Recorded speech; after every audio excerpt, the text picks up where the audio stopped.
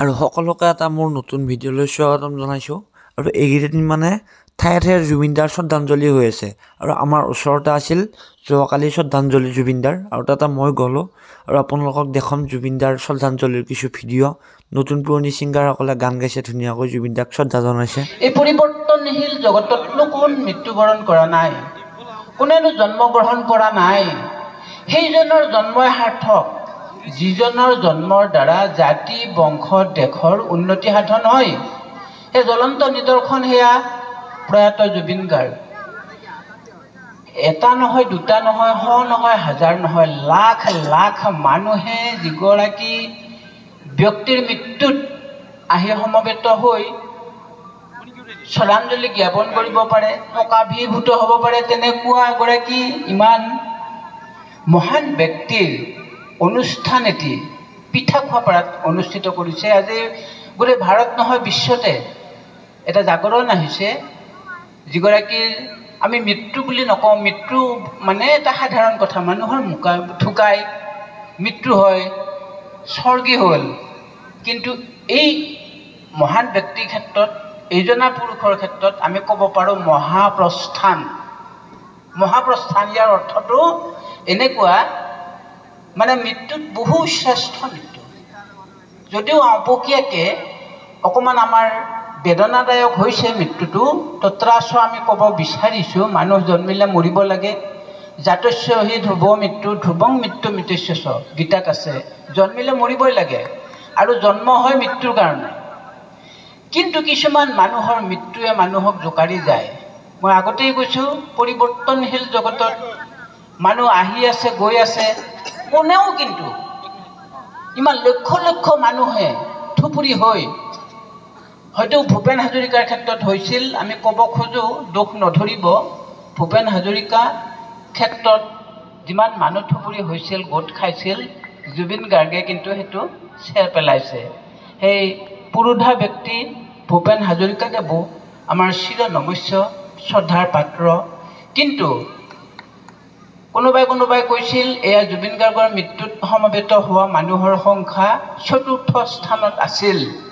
কিন্তু এইটো প্ৰমাণিত হ'ল, এটা ডাঙৰ সংস্থাই এই কথাটো প্ৰতীয়মান কৰিলে, পৃথিৱীৰ ভিতৰত জুবিন গাৰ্গৰ মৃত্যুত সমবেত হোৱা মানুহৰ সংখ্যাত প্ৰথম স্থান অধিকাৰ কৰিছে জুবিন গাৰ্গৰ মৃত্যুৱে।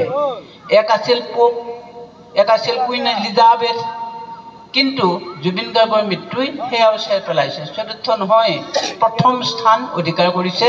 এয়া অসমৰ কাৰণে, এয়া আমাৰ কাৰণে কিমান গৌৰৱৰ বিষয়। গোটেই বিশ্বত জিলিকি উঠিল। যিয়ে নহওক, আচলতে উদ্বোধনী ভাষণ বৰ দীঘলীয়া হ'ব নালাগে।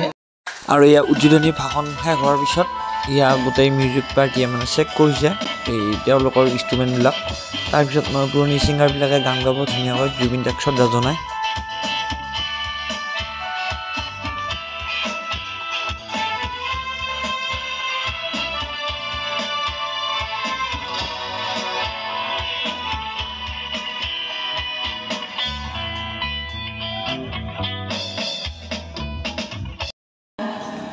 আমাৰ সকলোৰে হিয়াৰ আমঠু জুবিন গাৰ্গদেৱৰ শ্ৰদ্ধাঞ্জলি অনুষ্ঠানলৈ মই সকলোকে স্বাগতম জনাইছোঁ।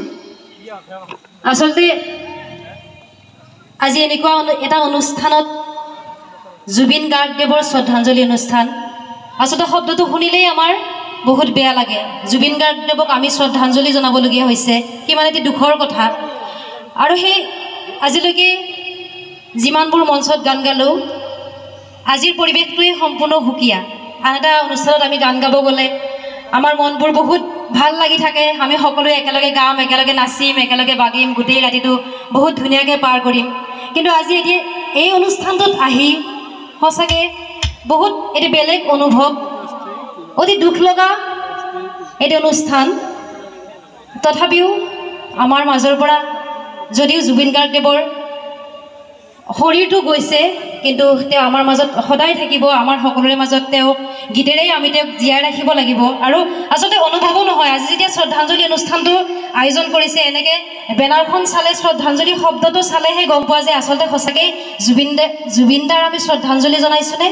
যেতিয়া আমি সেই শ্ৰদ্ধাঞ্জলিৰ এই চাকি গছবোৰ দেখা পাওঁ তেতিয়াহে আমাৰ অনুভৱ হয় সঁচাকৈ আমি জুবিন দাক আমি এনেকৈ শ্ৰদ্ধাঞ্জলি জনাবলগীয়া হৈছে কিন্তু যেতিয়া আমি সেই বস্তুবোৰ দেখা নাপাওঁ আমি কেতিয়াও অনুভৱ নকৰোঁ যে আমাৰ মাজত জুবিন দা নাই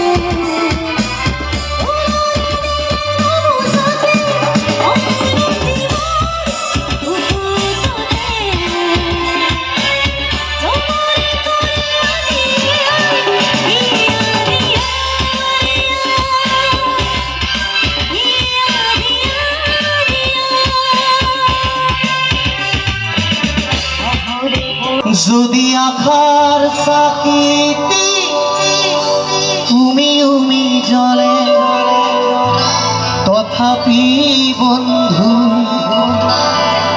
আগুয়াই যাবা তথাপি বন্ধু আগুয়াই যাবা পাছলৈ ঘূৰি নাচাবা